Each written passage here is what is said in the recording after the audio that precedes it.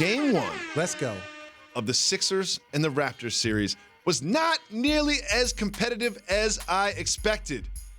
It wasn't that close. The Raptors came out to a lead. They maintained that lead, and a lot of it had to do with the gentleman by the name of Kawhi Leonard. Not only 45 points, but 16 for 23 from the field. What did you see from Kawhi in Game 1?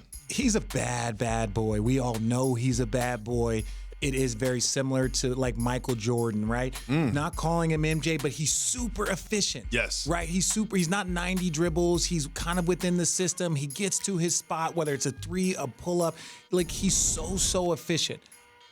But it was less about that, because look at what Siakam did, 12 for 15. Yeah. Right? We see what Kawhi did. What was Philly doing?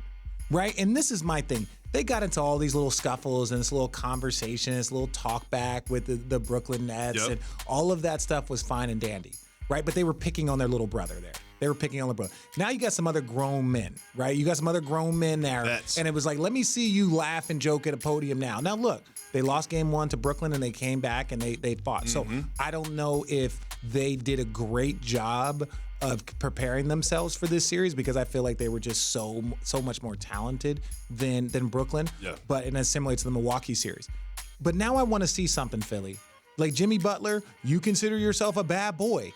You cannot let Kawhi and Siakam do that against you, Jimmy, because you're my guy. Jimmy is one of my favorite players. I think he's one of the most competitive NBA players. I do. I love Jimmy. I love his competitiveness. I love it how he's unapologetic about his competitiveness. And more times than not, he backs it up on the court. 4 for 12 in this one. Exactly. I need to see more from him. And the only thing, what I always say, and when I came into this booth, and I always say this about, I would never say anything here that I wouldn't say directly to your face.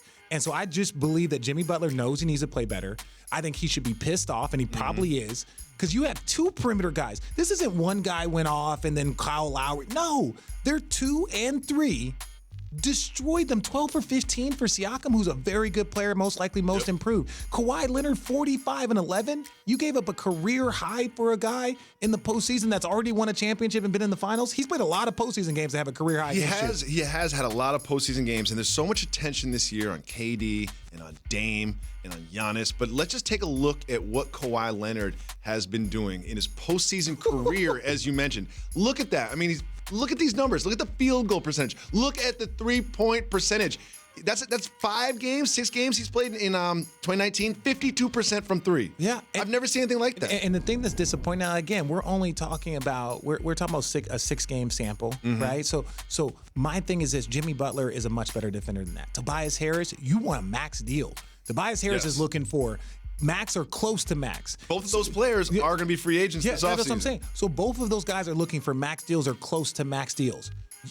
Kawhi's one thing, but you let Siakam do that too. And this is not to say Siakam's not a bad boy, but if you were to tell me Tobias Harris or Siakam, if you were to tell me Jimmy Butler or Siakam, maybe Tobias Harris and Siakam are similar. I think Siakam has now put himself in a spot above Tobias. But they still need to dominate. Someone who was the focus of that Sixers-Nets series is someone that we have not mentioned yet, for good reason. Joel Embiid, he was 5 for 18 in this game, and he was 0 for 6 when guarded by Marc Gasol. Come on now. 0 for 6 when guarded by Marc Gasol. What did you see from Embiid? What I saw is that wasn't Jared Allen in front of him, that he was elbowing him in the face, that he was laughing and joking, that he wasn't doing all that stuff. And look, Joel Embiid, and I'll give him credit, he says, look, I have to play better.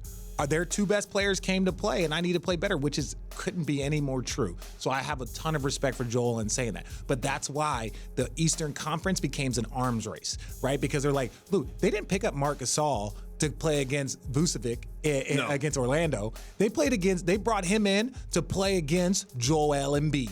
Right? So that's what he's on this team, and you see why he's there. So I have a ton of respect for Marc Gasol, former defensive player of the year. Yeah. We forget about all the great defensive teams that he's been on in Memphis, all the playoff experience. So now he doesn't need to be the guy in the focal point, so he can just come there and focus. He's not only not the guy at the focal point, they're like, hey, man, just hit a couple threes and play defense. Exactly. And he's a great passer. He's a great passer. He's a great defensive guy, and he can do that to Joel Embiid, who's one of the top 10 players in the NBA. I mean, Joel Embiid has to bounce back. Jimmy Butler has to bounce back. There is a little bit of, I hate this word, but a little bit of must-win feeling in Game 2. in Toronto. It's more about, I just want to see more from y'all. I don't whenever you have two guys that go out there and put up those two numbers against you, you should not sleep. You should be pissed off. Now, look, I've had that put up against me against Kevin Durant, and you're looking at the rest of the defense and the schemes, but that's not Toronto, right? Don't compare them to a Kevin Durant. Don't compare them to a Golden State. Look, Kawhi is in that book as one of the most dominant players in the NBA,